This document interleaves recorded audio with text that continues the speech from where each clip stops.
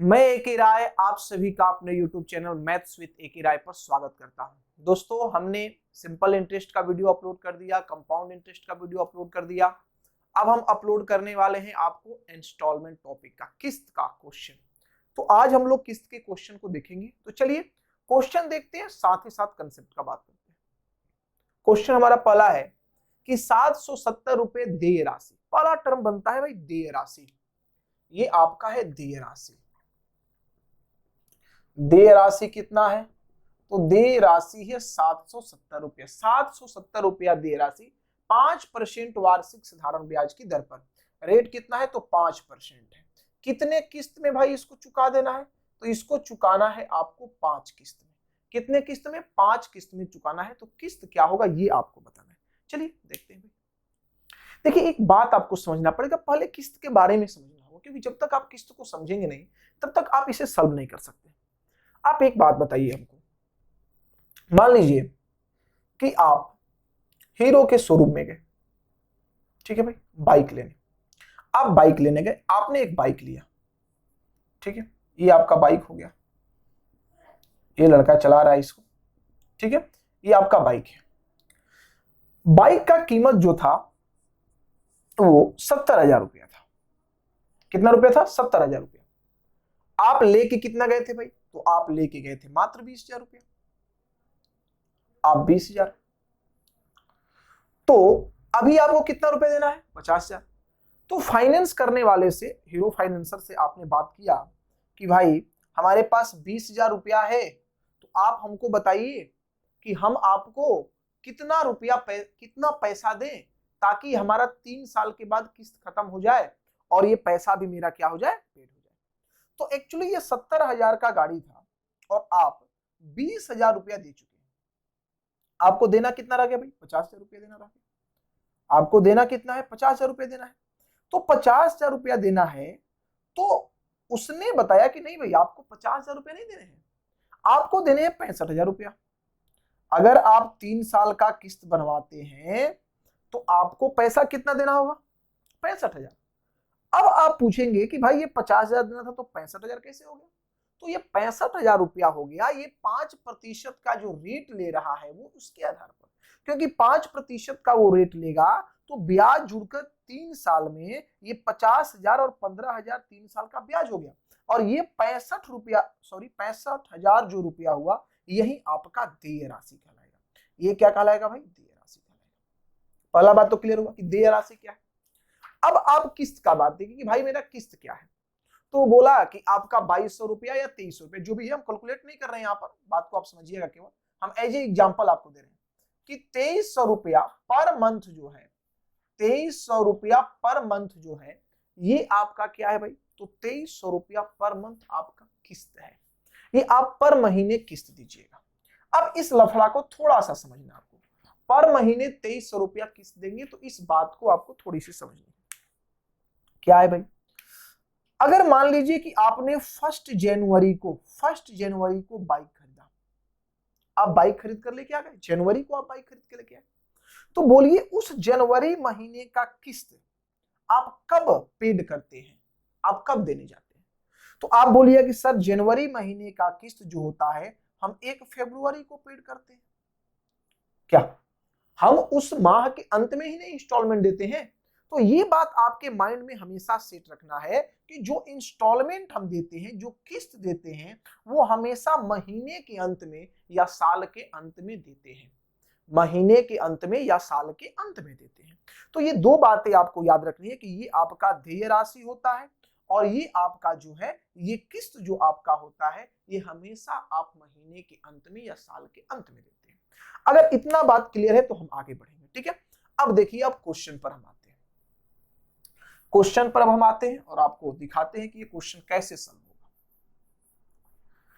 देखिए, 5 किस्त में ये पैसा आपको देना है। हमने मान लिया कि प्रत्येक किस्त जो है वो साल भर पर देनी है। तो ये 5 किस्तों का, ये पहला किस्त हमने लिया, ये दूसरा हो गया, ये तीसरा हो गया, ये आपका चौथा हो गया और ये आपका क्या हुआ? 5वां किस्त हुआ, ठीक है। अब हमने माना कि प्रत्येक किस्त जो है वो 100 रुपए का है। हमने मान लिया, सपोज किया कि प्रत्येक किस्त कितने का है भाई? 100 रुपए का है। ये 100-100 रुपए का प्रत्येक किस्त हो गया। अच्छा आप एक बात बताइए, जब आप ये किस्त देने गए फर्स्ट किस्त, तो आप 100 रुपया आपने जब इस पर दिया तो कब दिया? तो इस साल के अंत में। अगर मान लीजिए सपोज हम मान लेते हैं कि ये साल है आपका भाई 2016 ईस्वी है, ठीक है, ये 2017 ईस्वी, हम समझाने के लिए केवल मान रहे हैं, बात को समझिएगा।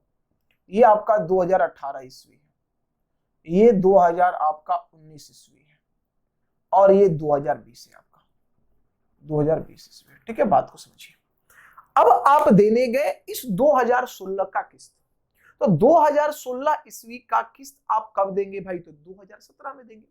तो 2017 में जब आप देंगे तो क्या आपको इस पर ब्याज मिलेगा?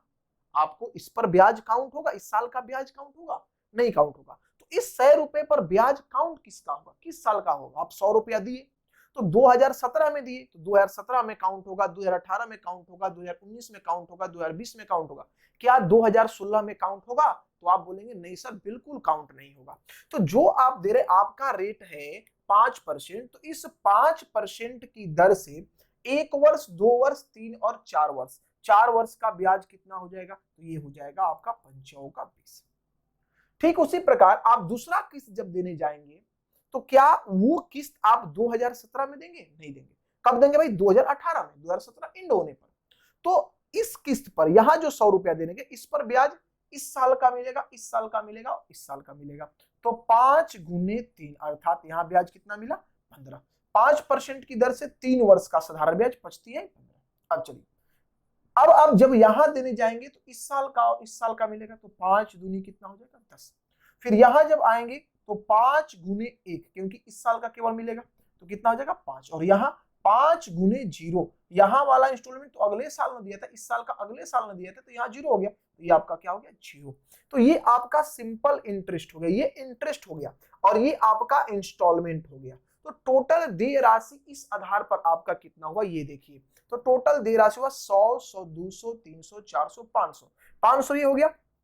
अब देखिए 15 और 5 20, 20 20 40, 40 10 50, 50 आपका ब्याज हो गया। तो 500 आपका हो गया इंस्टॉलमेंट, प्रत्येक 5 इंस्टॉलमेंट, और उसके बाद आपका 50 रुपया हो गया ब्याज। तो ये कितना हो गया? 550 रुपया देय राशि। तो 550 आपका देय राशि है, 550 यूनिट, लेकिन क्वेश्चन के अनुसार कितना है भाई? तो ये है आपका 770। तो बोलिए हमें क्या निकालना है? प्रत्येक इंस्टॉलमेंट निकालना है। तो इंस्टॉलमेंट हमारा 100 यूनिट है, तो बोलो 100 यूनिट का वैल्यू क्या होगा भाई? तो 100 यूनिट का वैल्यू होगा 770 बटा 550 गुने आपका क्या हो गया? 100। तो 0 0 कैंसिल हो जाएगा, 5 से चला गया 11 बार में, 5 से चला गया 2 बार में, 11 7 77, 70 दूनी 140, अर्थात प्रत्येक किस्त जो होगा वो 140 रुपए का होगा। तो ये रहा इसका डिटेल सॉल्यूशन। इतना नहीं करना, अब चीजों को समझना है। अब इसी चीज को हम शॉर्टकट भाषा में आपको समझाते हैं, वो समझने का प्रयास करिए आराम से। ये ब्रीफ सॉल्यूशन आपको नहीं करना है, एक्चुअली हमने समझाने के लिए आपको कराया है। अब आप कैसे करेंगे? तो देखिए, आपको माइंड में सेट कर लेना है कि अगर आपको 5 किस्त देना है तो हम किस्त जब लेंगे तो 1 वर्ष काउंट नहीं करेंगे, जैसा कि हमने किया, पहले वर्ष को छोड़ दिया। पहले इंस्टॉलमेंट पर हम 4 वर्ष का किस्त लिए, तो आप सीधा क्या करेंगे भाई कि लिखेंगे 100। हमारा पहला इंस्टॉलमेंट कितना है? 100, ठीक है, प्लस अब ब्याज मेरा कितना मिलेगा? तो 5% रेट है, 5 किस्त देना है तो आप सिर्फ 4 से गुना करेंगे, ठीक है। फिर आप दूसरा किस्त पर जाएंगे तो 100, फिर 5 आप 3 से गुना करेंगे, 100 आप 5 किस्त से गुना करेंगे 2 से, 100 प्लस आप किससे गुना करेंगे? 1 से, और 100 प्लस आप किससे गुना करेंगे? 0 से। हमेशा याद रखिए कि अगर 5 साल तक जाना है तो एक कम करके हम गुना करेंगे, 4 3 2 1 और लास्ट में क्या? 0। तो यहां से आपका क्या हो गया? तो यहां हो गया 120 रुपया। यहां पर आपका देय राशि दूसरे किस्त का तो 115 हो गया, यहां पर आपका 110 हो गया, यहां आपका 105 हो गया, और यहां आपका कितना हो गया? 100। टोटल आप काउंट करेंगे तो मेरे भाई कितना हो जाएगा? तो 500 और 50, 550। तो आप कहेंगे क्वेश्चन के अनुसार देय राशि है 770, तो 770 का कंपैरिजन 550 से। हमने प्रत्येक किस्त को मान रखा है 100, 100 से हम गुना कर देंगे, 0 0 खत्म। यहाँ 5 से 11 बार में, 5 से 2 बार में, 11 से कितना बार में, 70 दूनी 140, तो 140 इसका आंसर हो जाएगा। तो पेपर में जब आप क्वेश्चन को सॉल्व करेंगे तो आपका तरीका ये होना चाहिए क्वेश्चन को सॉल्व करने का। अगला क्वेश्चन कह रहा है कि 12,800 रुपए की ऋण है। ऋण कितना है अर्थात देय राशि कितना है भाई, तो 12,800 रुपए की देय राशि है। इसे 3 किस्तों में चुकाना है। पहला किस्त दूसरे किस्त का आधा है और तीसरे किस्त का 1/3 है। पहला किस्त जो है वह दूसरे किस्त का क्या है भाई, आधा है। ये आधा है, पहला किस्त दूसरे किस्त का आधा है और तीसरे किस्त का 1/3 है। तीसरे किस्त का ये 1/3 है। ये क्या है भाई, 1/3 है, 1/3 है। अब कहा जा रहा है यदि किस्त की राशि पर शेष समय के लिए ब्याज दर 10% देय हो तो तीनों देय राशि ज्ञात करिए। तीनों देय राशि आपको ज्ञात करना है, मतलब तीनों किस्त आपका क्या है भाई वो ज्ञात करना है। चलिए देखते हैं भाई, आओ देखिए, अगर पहला किस्त हमारा 100 रुपए का होगा तो दूसरा किस्त 100 दूनी 200 रुपए का होगा और तीसरा किस्त 100 तिया 300 रुपए का होगा। हुआ कि नहीं होगा? तो आप बोलेंगे बिल्कुल सर इतना ही होगा। हमने मान लिया कि ये हमारा इंस्टॉलमेंट है। अब इंस्टॉलमेंट पर हमें इंटरेस्ट काउंट करना है। इंटरेस्ट कैसे काउंट करेंगे भाई, तो यहां पर देखिए 100 रुपए पर इस वर्ष का हमें इंटरेस्ट तो नहीं मिलेगा, लेकिन इस वर्ष और इस वर्ष का मिलेगा, क्योंकि ये किस्त हम इस वर्ष जमा करेंगे और इस वर्ष के किस्त को हम इस वर्ष जमा करेंगे। तो जब हम इस वर्ष इस किस्त को जमा किए तो ये पैसा इस साल भी रहा, ये पैसा इस साल भी, मतलब 2 साल रहा। तो आप यहाँ पर जब सिंपल इंटरेस्ट का बात करेंगे तो 100 और आपको 10% और 10%, तो 10 और 10 20%, तो यहां से आपका कितना आ जाएगा, तो 20 आ जाएगा। ठीक है, आगे बढ़ते हैं। अब 200 रुपया आप लेते हैं तो इस 200 रुपए का इंस्टॉलमेंट आप अगले साल पे करने वाला इस साल, तो यहां आपको 10% मिलेगा, तो 10/100, तो यहां भी 0 0 कैंसिल, आपका कितना हो जाएगा, 20 हो जाएगा। लेकिन जब यहां आप आएंगे तो यहां आपका ब्याज क्या होगा, कितने वर्ष के लिए होगा भाई, तो 10% की दर से आपका 0 वर्ष का होगा, 0 वर्ष का, तो बट्टा 100 करेंगे तो यहाँ इंटरेस्ट आपका कितना हो जाएगा, 0 हो जाएगा। तो टोटल आपका देय राशि क्वेश्चन कर रहा है कि है कितना भाई, तो टोटल देय राशि आपका है कितना, कहां गया भाई, टोटल देय राशि है आपका 12,800। लेकिन क्वेश्चन के अनुसार देय राशि कितना है, तो 300 200 500 600 100 ये आपका क्या हुआ, इंस्टॉलमेंट, और इंटरेस्ट 20 20 40, तो ये हो गया 640। अब आपको निकालना है 100 का वैल्यू। चलो हम 100 का ही वैल्यू पहले निकाल लेते हैं। तो 100 का वैल्यू निकालेंगे तो क्या होगा, देखो 0 से 0 ये खत्म हो गया और यहां से आपको 20 बार में चला गया, तो ये आपका कितना आ गया, 2000। अर्थात पहला इंस्टॉलमेंट जो आपका आया वो कितना आया, 2000। तो 100 का वैल्यू यदि आपका 2000 है तो बोलिए 200 का वैल्यू कितना होगा, तो 200 का वैल्यू आप बोलेंगे कि 2 दूनी का 4000 हो जाएगा, और 300 का वैल्यू क्या होगा भाई, तो ये हो जाएगा 6000 आपका हो जाएगा। तो जो पहला किस्त आपका होगा वो आपका 2000 का होगा, दूसरा किस्त आपका 4000 का होगा और तीसरा किस्त आपका 6000 रुपए का होगा। अगला प्रश्न देखते हैं क्या कह रहा है। इसमें कहा जा रहा है कि 30,000 की राशि 3 वार्षिक किस्तों में अदा करनी है। देखिए ये देय राशि नहीं है आपका, थोड़ा सा ध्यान दीजिएगा। 30,000 रुपए की राशि आपको 3 वार्षिक किस्त में देना है। यदि शेष राशि पर 4% की दर से प्रति वर्ष ब्याज संयोजित कर प्रत्येक किस्त में शामिल किया जाए तो तीनों किस्त क्या है। देखो ये पिछला क्वेश्चन इस क्वेश्चन में डिफरेंस है, समझिएगा थोड़ा सा। देखिए इसको 3 किस्त में देना है, 3 किस्त में देना। इसका मतलब कि प्रत्येक वर्ष आप क्या कर रहे हो भाई, कि आप 10,000 रुपया दे रहो, तब तो 30,000 रुपया होगा। अरे प्रत्येक वर्ष का 10,000 रुपया आप दोगे तब तो 30,000 रुपया होगा। तो ये 10,000 रुपया ये आपको दिया, कोई व्यक्ति मान लीजिए आपको 30,000 रुपया दिया और आपको 3 किस्त में देना है, तो 10,000 रुपया देना होगा। तो 10,000 रुपया जब देना होगा तो बोलो भाई यहाँ पर पहला किस्त आपका इतना होगा। लेकिन कह रहा है कि शेष धन पर जो रेट है वो 4% की दर से है। तो जब जनवरी में आपको ये 10,000 रुपया, आपने 30,000 रुपया उससे दिया, 30,000 रुपया आपने किसी व्यक्ति से लिया और ये 10,000 रुपया आप कब देने जाएंगे, तो दूसरे साल देने जाएंगे। अरे आप ये 10,000 रुपया दूसरे साल देने जाएंगे ना, तो साल भर तो ये पैसा आपका 30,000 रुपया रहा।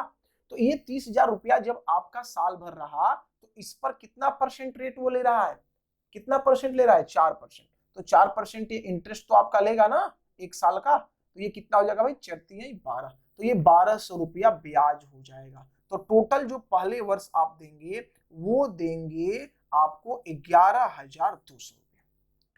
10,000 तो आप दिए शर्त के अनुसार, और जो इंटरेस्ट बना 1,200 रुपया वो भी आप दिए, तो आपका पहला किस्त क्या हो जाएगा, 11,200।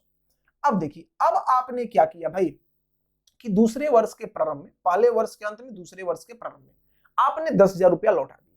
तो 10,000 रुपया जब लौटा दिया तो अब कितना हजार रुपया बच गया भाई, तो ये आपका 20,000 रुपया बच गया। और 20,000 रुपया जब आपका बच गया, 20,000 रुपया जब आपका बच गया, तो यहां पर फिर वो 4% लेगा। तो यहां पर 4% लेगा, तो यहां से 0000 कैंसिल, 4×2=800। तो ये 800 आपका इंटरेस्ट हो जाएगा, 10,000 रुपया किस्त, तो 10,800 रुपया आपको दूसरे वर्ष देना पड़ेगा। ठीक है, अब देखिए आपने फिर 10,000 दे दिया, तो 20,000 में जब 10,000 रुपया दे दिया इस साल के अंत में, तो तीसरे साल आपका पैसा कितना बच गया, तो मात्र 10,000 रुपया बच गया। तो इस 10,000 पर भी वो 4% लेगा, तो 4% लेगा, तो यहां से जीरो कैंसिल, आपका कितना आ गया भाई, तो 400 रुपया आ गया। तो ये आपका हो गया 10,000 कितना, 400 रुपया। तो पहला किस्त आपका होगा 11,200 का, दूसरा किस्त 10,800 का, और तीसरा किस्त होगा 10,400 रुपए का। अगला क्वेश्चन देखा जाए क्या कह रहा है, तो कह रहा है कि एक व्यक्ति 9 रुपया इस शर्त पर उधार लेता है कि उसे 1 रुपए के 10 वार्षिक किस्तों में चुका देगा, तो ब्याज का दर ज्ञात करिए। देखिए बड़ा अच्छा क्वेश्चन है, और अक्सर बच्चे इसमें फंसते हैं, ना का सवाल नहीं, हमेशा फंसते हैं। देखिए यहां पर कहा क्या है कि एक व्यक्ति 9 रुपया इस शर्त पर उधार देता है, 9 रुपया आपको उधार दिया, तो आप सोचेंगे कि भाई मेरा प्रिंसिपल कितना होगा, 9 रुपया। ठीक है भाई, और हमने प्रत्येक माह 1-1 रुपया दिया, तो मेरा अमाउंट हो गया कितना, 10 रुपया, क्योंकि 10 माह तक हम पैसा दे रहे हैं, तो 10 रुपया मेरा हो गया। तो अगर हम यहां पर इंटरेस्ट का बात करते हैं, सिंपल इंटरेस्ट का बात करते हैं, तो 10 - 9 बराबर कितना हुआ, 1 रुपया हुआ, अर्थात 1 रुपया हमको ब्याज देना है। अब आपको रेट निकाला, तो बहुत सारे बच्चे सोचते हैं कि ले भाई रेट निकाल ले, 1 गुने आपका कितना हो गया 100 बट्टा में आपका 10 माह है, तो 10/12 ये टाइम हो गया, और प्रिंसिपल आपका 9 हो गया। ये 0 कैंसिल, ये 3 से 3 बार में, ये 3 से 4 बार में, 4 चला जाएगा ऊपर, 40/3, तो ये आपका हो गया 13.1/3%। और ये आपका हो गया पूरा गलत। ये क्या हो गया आपका, पूरा गलत। अगर इतना आसान रहता तो ये क्वेश्चन आपसे पूछता ही नहीं। अब देखिए इस क्वेश्चन को करने का हम एक ट्रिक आपको बताते हैं, ऐसे हम जनरल से भी समझाएंगे। ये क्वेश्चन थोड़ा सा समझाना टफ है भाई मेरे, ठीक है, अगर आपको अपना सेंस है तो आप बात को समझ जाइएगा, नहीं तो थोड़ा समझाना टफ है, फिर भी हम एक ट्रिक आपको बताते हैं। देखिए जब n रुपये को 1 रुपये के 1 रुपये के n+1 किस्तों में चुकाया जाए,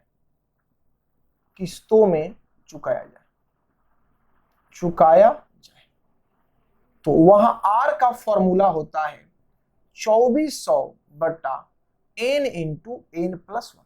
ये आप रट जाएंगे तो अच्छा है, नहीं रटेंगे तो भी क्वेश्चन बनेगा, लेकिन वहां बातों को समझना पड़ेगा। यहाँ कुछ नहीं समझना है, बस पैटर्न को समझना है कि n रुपया आ गया, 1 रुपये के n+1 किस्त में चुकाना है भाई, फॉर्मूला लगा देंगे 2400/n×n+1, काम मेरा खत्म।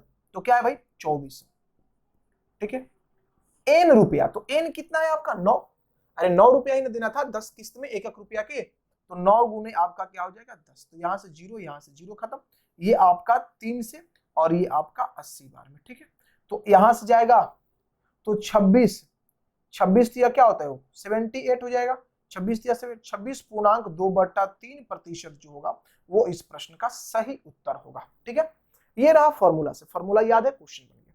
लेकिन अगर आप फॉर्मूला नहीं समझ पाए, याद नहीं है, तो भाई कैसे आप सोचेंगे, तो थोड़ा सा आपको दिमाग लगाना पड़ेगा, और अच्छा खासा दिमाग लगाना पड़ेगा। देखिए पहले तो 2-3 चीजें आप क्लियर करिए कि यहां पर आपको पैसा जो दिया जा रहा है वो 1-1 महीना के रूप में दिया रहा है, हर माह 1 रुपया दे रहा है, हर माह 1 रुपया दे रहा है, ये इंस्टॉलमेंट का बात हो गई। तो अगर 1-1 रुपया करके दे रहा है, समझिएगा, तो यहां पर पहला वर्ष, फर्स्ट, सेकेंड, थर्ड, फोर्थ वर्ष नहीं है, ऐसे करते करते वो 10 किस्त दे रहा होगा, 10 किस्त वो क्या कर रहा होगा, दे रहा होगा। लेकिन जब पहला किस्त वो देने जाएगा, पहला किस्त, ये देखिए हम किस्त का बात कर रहे हैं, यहां किस्त, और यहां हम बात करेंगे समय का, ठीक है। इसको हम ऐसे लिख देते हैं रोमन अंक में, पहला, दूसरा, तीसरा और ये आपका चौथा। थोड़ा समय लेके इस क्वेश्चन को हम समझाएंगे, लेकिन आपको समझ में आएगा। देखिए पिछले वाले क्वेश्चन को इस क्वेश्चन को आप कोरिलेट करिएगा थोड़ा सा। जब वो पहला किस्त लेके गया 1 रुपए का, तो मेरे भाई जब वो 1 रुपया दिया तो क्या पहला किस्त वो अगले साल दिया होगा? अरे इस साल के अंत में दिया होगा? तो आप बोलेंगे बिल्कुल दिया होगा। तो वो ये 1 रुपया कितने माह तक रहा? तो 1 2 3 4 5 ऐसे करते 9 माह तक, क्योंकि 10 किस्त देना है, 10 माह तक जाना है, तो 9 माह तक रहा होगा। तो ये रहा 9 माह तक। वैसे ही जब दूसरा किस्त फिर 1 रुपया का देने गया होगा, तो फिर ये पैसा 8 महीने तक रहा होगा, फिर ये कितने महीने तक, 7 महीने तक, फिर ये कितने महीने तक, 6 महीने तक, और इसी प्रकार से जब वो अंतिम देने गया होगा तो ये कितने महीने तक रहा होगा? तो ये आपको रहा होगा 0 महीने तक। अरे क्लियर है भाई? तो देखिए आपको ये सारे कैलकुलेशन 1 माह के रिस्पेक्ट में करना होगा। किस में करना होगा? 1 माह के रिस्पेक्ट में, नहीं तो आपका टाइम वेरी करने लगेगा। आपको 1 माह के रिस्पेक्ट में करना होगा। देखिए माह यहां क्या है, माह अर्थात ये समय जो है आपका, समय क्या है भाई, 1 माह। 1 माह को हम साल में बदलेंगे तो 1/12 वर्ष। टाइम यहाँ पर क्या है, 1/12 वर्ष। हम 1 माह के रिस्पेक्ट में कैलकुलेट करेंगे, हम इस 1 रुपए के रिस्पेक्ट में कैलकुलेट करेंगे। तो पहले माह में हमने पैसा कितना दिया भाई? तो पहले माह में हमने पैसा दिया 1 रुपया, तो मेरा प्रिंसिपल कितना हो जाएगा, 1 रुपया। मेरा प्रिंसिपल कितना हो जाएगा, 1 रुपया। अब रहा बात टाइम का, तो टाइम कितना हुआ भाई? तो टाइम आपका 9 महीना, 8 महीना, 7 महीना, 6 महीना, डॉट डॉट 0 महीने तक पैसा रहा ना आपका। अरे ये 1 रुपया 9 महीने रहा, ये 1 रुपया 8 महीने रहा, ये 1 रुपया 7 महीने, तो आपका जो ये पैसा है, जो उसने आपको 10 रुपया दिया और आपने जो उसको 9 रुपया दिया, तो 9 रुपया आपको लेने में समय कितना लग गया, ये हमको बताइए। 9 रुपया आपको लेने में समय कितना लग गया? तो आपको समय लग गया इस 1 माह के रिस्पेक्ट में 0 + 1 + 2 डॉट डॉट डॉट कितना, 9। ये आपका मंथ होगा, ये आपका टाइम होगा, ये आपका टाइम है। तो ये क्या होगा, 9 × 10/2। तो यहां कितना आ गया, यहां कितना आ गया? तो ये आपका आ गया 45 माह, 45 माह। अर्थात आपका पैसा जो रहा वो कितने माह तक रहा भाई? तो 45 मंथ तक रहा। आपका ये पैसा जो है, आपका जो पैसा है 45 मंथ तक रहा। तो ये जो आपका, आप जो ये 1 माह लेके चलेंगे, 1 माह लेके चलेंगे, तो ऐसा गलती मत करिएगा कि आप 1/12 वर्ष ले लीजिएगा।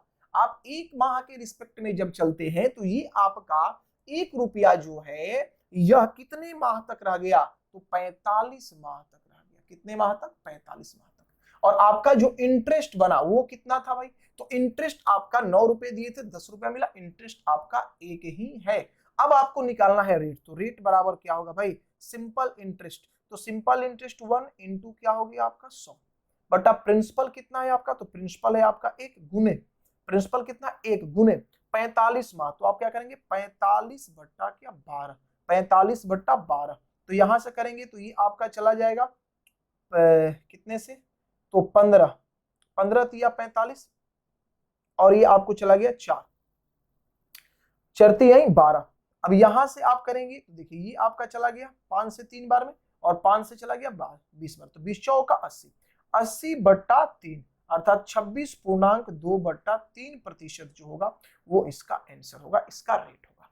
तो ये था इसका सॉल्यूशन। हमें उम्मीद है कि आपको कंफ्यूजन तो जरूर थोड़ा बहुत हुआ होगा, क्योंकि ये क्वेश्चन थोड़ा सा समझाना भाई मेरे तरफ है, लेकिन आप उस फॉर्मूला को रट लीजिएगा। ऐसे ये क्वेश्चन ट्रेंडिंग में नहीं है, बहुत पहले का पूछा हुआ क्वेश्चन है, और आजकल ये क्वेश्चन नहीं के बराबर पूछा जा रहा है। लेकिन फिर भी आप अगर वो ट्रिक एक क्वेश्चन के लिए रट लेते हैं तो आपके लिए ज्यादा बेटर होगा, नहीं तो फिर आपको इसको 1 माह के रिस्पेक्ट में बदल करके सारा चीज सोचना होगा और फिर आपको सॉल्व करनी होगी। अगला क्वेश्चन देखते हैं भाई क्या कर रहा है। कह रहा है कि एक रेडियो नगद भुगतान पर 300 रुपए में, अर्थात एक रेडियो को अगर आप तत्काल लेते हैं तो आपको कितना रुपया देना पड़ेगा भाई? 300 रुपया देना पड़ेगा। लेकिन 70 रुपए की तत्काल अदायगी करके 6 माह तक 40 प्रति माह के किस्त पर उपलब्ध है। अथवा ये कैसे उपलब्ध है भाई, तो आप 70 रुपया दे दीजिए, 70 रुपया दे दीजिए और 40-40 रुपया करके 6 किस्त में दीजिए। तो ये आपका जो बढ़कर पैसा आया ये क्या हो जाएगा, अमाउंट हो जाएगा, क्योंकि जब आप किस्त पर ले रहे हैं तो आपसे ब्याज काउंट किया जा रहा है। तो यहाँ पर ये कितना हो जाएगा भाई, तो 70 और ये 310 हो जाएगा। ठीक है, तो बोलिए यहाँ सिंपल इंटरेस्ट आपसे कितना लिया जा रहा है, कितना ज्यादा लिया जा रहा है, तो 310 माइनस 300 अर्थात 10 रुपया आपसे ब्याज के रूप में लिया जा रहा है। लेकिन फिर ये क्वेश्चन उसी तरह का है। अब आपको सारी चीजें आप चूंकि क्या कर रहे हैं भाई, मासिक किस्त पे कर रहे हैं, तो आपको एक माह के रिस्पेक्ट में सोचना पड़ेगा, जैसा कि आप पिछले क्वेश्चन में सोच रहे थे। एक माह के रिस्पेक्ट में आपको बातें सोचनी पड़ेगी। अब यहां पर क्या है भाई, तो आप पैसे दे रहे हैं, आप क्या दे रहे हैं, पैसे दे रहे हैं। तो आप एक बात बताइए हमको, पहले वर्ष के अंत में, पहले वर्ष के अंत में देय मूलधन आपका क्या होगा, पहले वर्ष के अंत में देय मूलधन आपका क्या होगा, मतलब पहले वर्ष के अंत में आपको मूलधन देने के लिए कितना बचेगा। तो आप कहेंगे कि कीमत था 300 और हमने दे दिया 70, तो देने के लिए बच गया 230। अरे पहला बार वो 70 रुपए दे रहा है, देने के लिए 230 बच गया। उसी तरह दूसरे वर्ष नहीं, या माह है तो आप माह लगाएंगे, ठीक है ना, माह है तो आप माह लगाएंगे, ठीक है। दूसरे माह के अंत में कितना देंगे भाई, तो 230 आपको देना था, आपने उसमें कितना दे दिया था, 40 दे दिया, दूसरा बार में आप 40 दे रहे हैं, तो आपको देने के लिए 190 बच गया। फिर इसी प्रकार से तीसरे, चौथे, पांचवे और यहां छठे का बात हम करते हैं। तो दूसरे वर्ष में आप जाएंगे तो देंगे कितना भाई, तो 190 में से आपने 40 दे दिया, तो आपको कितना देना रह गया, तो आपको देना रह गया भाई मेरे 150। चौथे वर्ष में जाएंगे तो 150 में आपने 40 दे दी, आपको देने के लिए रह गया 110। पांचवे में जाएंगे तो आपका क्या हो जाएगा भाई, तो 110 में से आपको दे दिए 40, आपका बच गया 70। और छठे में आप देने जाएंगे तो क्या हो जाएगा, 70 माइनस 40 अर्थात कितना, 30। और अंतिम किस्त जो आप देने जा रहे हैं, ठीक है, क्योंकि पहला देखिए किस्त तो आपको 7 हो गया, एक तो देय राशि और 6 किस्त, तो 1 2 3 4 5 6 हमने काउंट किया। देय राशि स्टार्टिंग में जो आपने 70 दिया था, स्टार्टिंग में जो आपने 70 दिया था वो कितना था भाई, तो वो भी तो काउंट होगा। तो लास्ट में देखिए आपका बचा 30 रुपया, तो ये 30 रुपया और 10 रुपया ब्याज मिल करके आपका छठवां किस्त क्या हो गया, कंप्लीट हो गया। ठीक है, तो अब देखिए टोटल आपको प्रिंसिपल देना कितना रह गया एक माह के रिस्पेक्ट में, 1 मंथ के रिस्पेक्ट में, टाइम यहाँ क्या है आपका 1 मंथ के रिस्पेक्ट में आप टोटल कितना प्रिंसिपल दे रहे हैं भाई, तो सबको जोड़ना पड़ेगा। तो देखिए इसको जोड़िए आप पहले, तो ये का हो गया 100 100 200 300 भी हो गया, और 300 और इन दोनों को जोड़िए तो 300 300 600 और ये 150, तो 750 और 780, 780 रुपया, 780 रुपया आपका प्रिंसिपल हो गया एक माह के केस में। एक माह के केस में आपका प्रिंसिपल कितना हो गया भाई, 780 रुपया। और सिंपल इंटरेस्ट कितना है आपका, 10 रुपया है। तो आपको रेट निकालनी है, रेट निकाल लो भाई। रेट मेरा हो जाएगा क्या, तो 10 गुने 100 बट्टा प्रिंसिपल कितना है, तो 780 टाइम एक माह के रिस्पेक्ट में, तो 1/12, तो ये चला जाएगा आपका 10 गुना 100 गुने 12/780। अब यहां से कैलकुलेट करेंगे तो आपका आंसर आ जाएगा 15.38%। तो ये आपका इस प्रश्न का रेट होगा। तो इस प्रकार से इस क्वेश्चन को सॉल्व करेंगे। थोड़ा डिफिकल्ट क्वेश्चन है, इस पैटर्न को समझना पड़ेगा तब जाकर के सॉल्व होगा। अगला क्वेश्चन देखते हैं क्या कह रहा है। इस क्वेश्चन में कहा जा रहा है कि 2440 रुपए के कर्ज को 25% वार्षिक चक्रवृद्धि ब्याज की दर से, देखो यहाँ चक्रवृद्धि ब्याज का किस्त है, यहाँ आपका क्या है, कर्ज क्या है, तो 2440 रुपया आपका क्या है, कर्ज है। ठीक है, 25% वार्षिक चक्रवृद्धि ब्याज पर रेट आपका क्या है, तो 25% है, और 3 बराबर किस्तों में चुकाना है, 3 किस्त में चुकाना है। किस्त कितना है भाई, 3 किस्त। तो आपसे पूछा जा रहा है कि बताइए कि प्रत्येक किस्त का मान क्या होगा। ठीक है भाई, चलिए चलते हैं। देखो इसको भी करने पर, ये चक्रवृद्धि ब्याज की किस्त का क्वेश्चन है, इसे भी करने के 2 तरीके हैं। एक तो हम आपको बता देंगे लॉजिकली, और एक हम बता देंगे फॉर्मूला के थ्रू। देखिए आप याद रखेंगे एक फॉर्मूला, देय राशि, जो अमाउंट आपको देना है, देय राशि बराबर किस्त बटा 1 प्लस R बटा 100 का पावर कितना भाई 1 प्लस किस्त बटा 1 प्लस R बटा 100 का power 2 plus dot dot dot, मतलब ये आगे की ओर बढ़ते जाएगा। अगर 3 साल तक होगा तो 3 साल जाएगा, 4 साल तक होगा 4 साल जाएगा, ये पावर 1 से 2 हो जाएगा, 2 से 3, 3 से 4 हो जाएगा। तो चलिए इस फॉर्मूले से पहले इस क्वेश्चन को सॉल्व करते हैं। देय राशि कितना है आपका, तो आपका देय राशि 2440, कितना है भाई 2440, ठीक है, बराबर किस्त मान लो x है। अब 1 प्लस R बटा 100, रेट कितना है आपका 25%, रेट कितना है 25%, तो 25% का मतलब होता है 1 बटा 4, तो 4 और 1 क्या होगा 5 बटा 4 हो जाएगा, तो ये आपका हो गया 5 बटा 4, डायरेक्ट हम लिख देते हैं। फिर ये x बटा ये 5 बटा 4 का स्क्वायर, तो ये 50 25 बटा कितना हो जाएगा 16, प्लस ये x बटा क्या होगा तो 5 बटा 4 का क्यूब, तो ये आपका हो जाएगा 125, 125 बटा क्या हो जाएगा भाई 64, ठीक है। आप यहां पर करेंगे 2440, 2440 बराबर 5, 25 और 125 का एलसीएम कितना होगा बोलो भाई, तो एलसीएम आप बोलेंगे हो जाएगा 125, कितना एलसीएम हो जाएगा 125।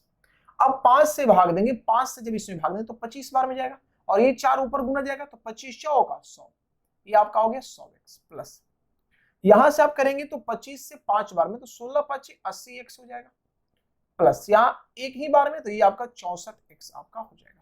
अब यहां से आप कैलकुलेट करो, इधर लाते हैं भाई, तो ये आपका आ गया 2440 बराबर टोटल जोड़ेंगे तो ये हो जाएगा आपका 244, 244x और बट्टा में आपका आ गया 125, यहां से कैंसिल हुआ, ये चला गया 10 बार में, तो x का वैल्यू कितना आ गया 1250, 1250 जो हो जाएगा वो आपका प्रत्येक किस्त हो जाएगा, अगर इस फॉर्मूले से चलते हैं तो। लेकिन आप विदाउट इस फॉर्मूले को अगर भूल गए तो भी आप क्वेश्चन सॉल्व कर लेंगे, कैसे सॉल्व करेंगे वो थोड़ा सा देखिए, कैसे आप इस तरह के क्वेश्चन को सॉल्व करेंगे, आराम से इत्मीनान से सॉल्व करना है।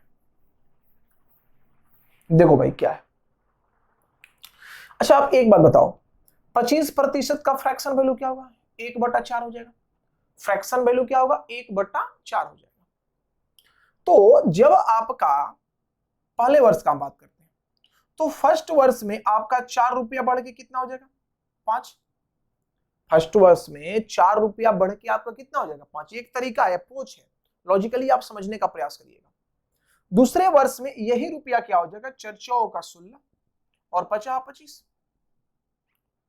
तीसरे वर्ष में यही क्या हो जाएगा 64 और ये क्या हो जाएगा 125।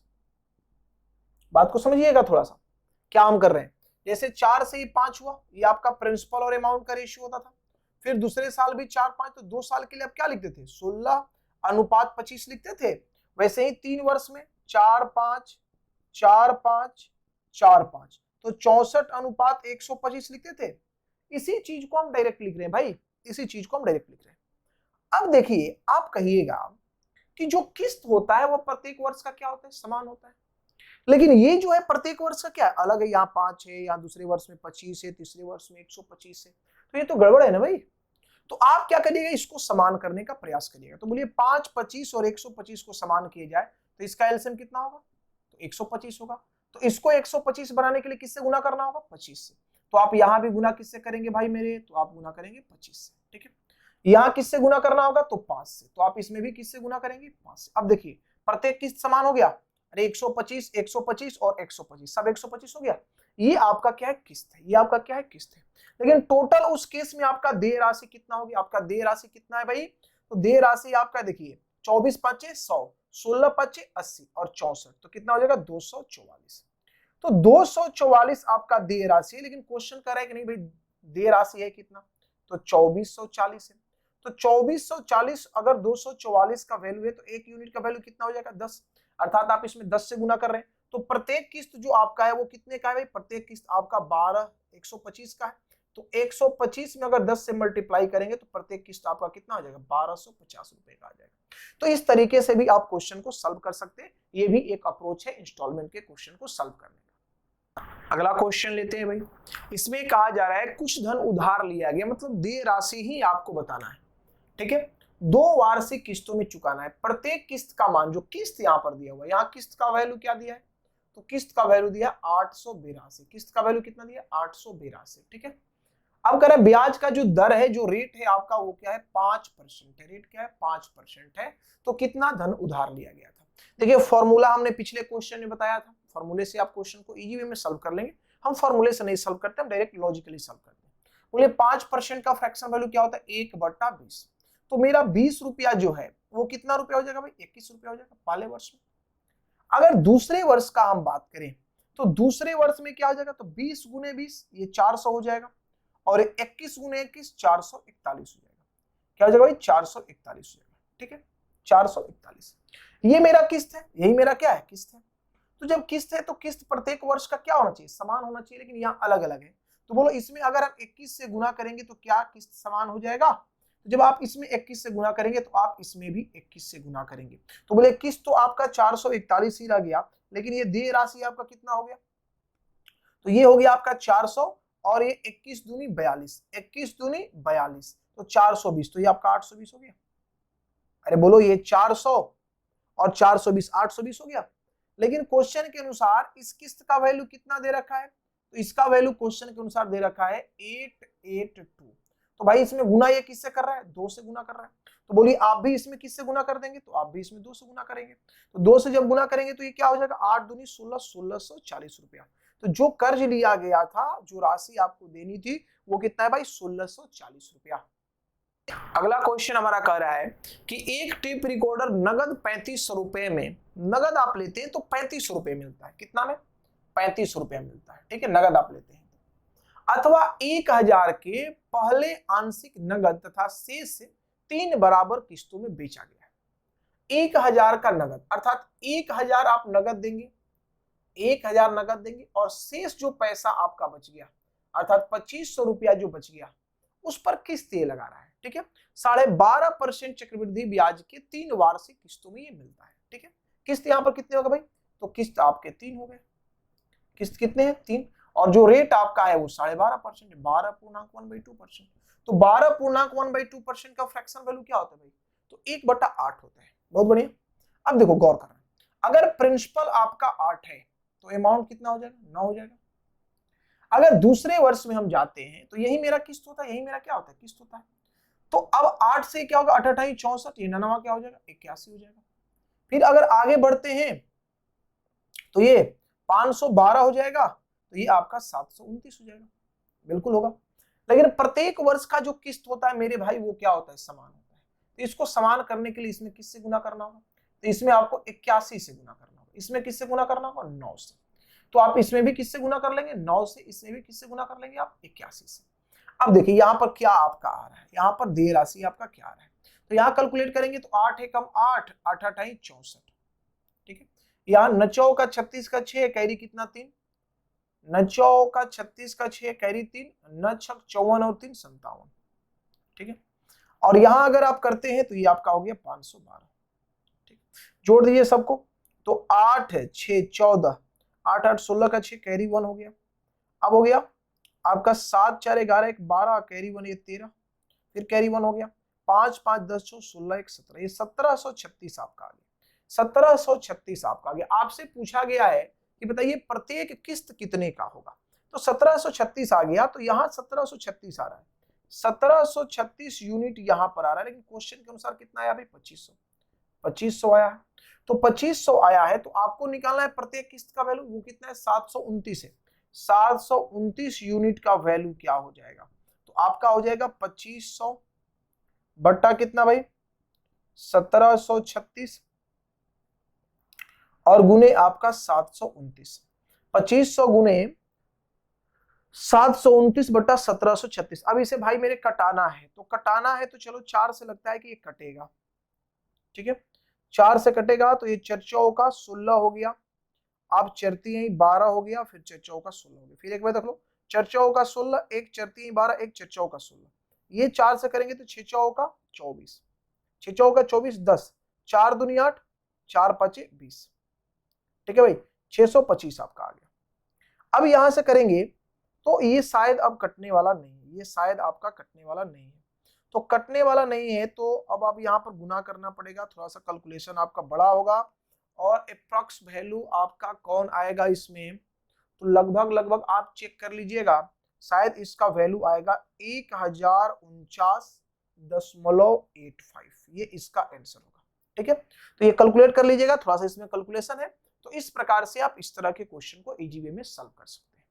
अगला क्वेश्चन आपका कह रहा है कि एक आदमी 20% वार्षिक चक्रवृद्धि ब्याज की दर पर क्या करता है भाई, तो 4500 बैंक से उधार लिया, प्रत्येक वर्ष के अंत में 1500 लौटा दिया, तो ज्ञात करिए कि तीसरे वर्ष के अंत में लोन चुकाने के लिए कितना रुपया देना पड़ेगा। चलो भाई देखो यहाँ पर ये 20% की दर से दे रहा है, 20%, तो 20% का फ्रैक्शन वैल्यू क्या होता है, 1/5। तो अगर उसका 5 रुपया होगा तो एक वर्ष में बढ़कर 6 रुपया हो गया होगा, लेकिन उसने 1500 रुपया पहले वर्ष के अंत में दे दिया, फिर इसका 5 रुपया बढ़ के कितना हो गया होगा, 6 रुपया। ऐसे क्वेश्चंस पीछे भी मिले थे, सीआई में भी हमने कराया है। फिर इसने क्या किया भाई, तो 1500 रुपया लौटा दिया, तो अब इसका 5 रुपये बढ़ के कितना हो गया भाई, 6 रुपया हो गया।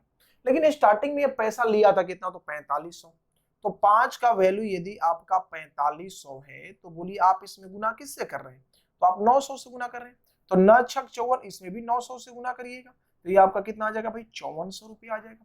अब 5400 रुपए में से इसने क्या किया भाई कि 1500 रुपया निकाल लिया, 5400 रुपए में अगर इसने 1500 रुपया निकाल लिया तो आपका ये बचा कितना, तो ये बचा 3900 रुपया। अरे 5400 में ये 1500 जब निकाल लेगा तो क्या बचेगा, 3900 बचेगा। अब इसमें किससे गुना कर रहे हैं भाई, तो इसमें आप गुना कर रहे हैं 7 5 35, 8 5 40, 0780 से, तो इसमें भी आपको किससे गुना करना होगा, तो इसमें भी गुना करना होगा आपको 780 से, तो ये आपका कितना आ जाएगा, 8 छक 48 का 8 कैरी कितना 4, 7 छक 42 और 42 और 4 कितना हो जाएगा 46। फिर एक बार चेक कर लो, 8 छक 48, 8 कैरी 4, 7 छक 42 और 4 46। ठीक है, इतना।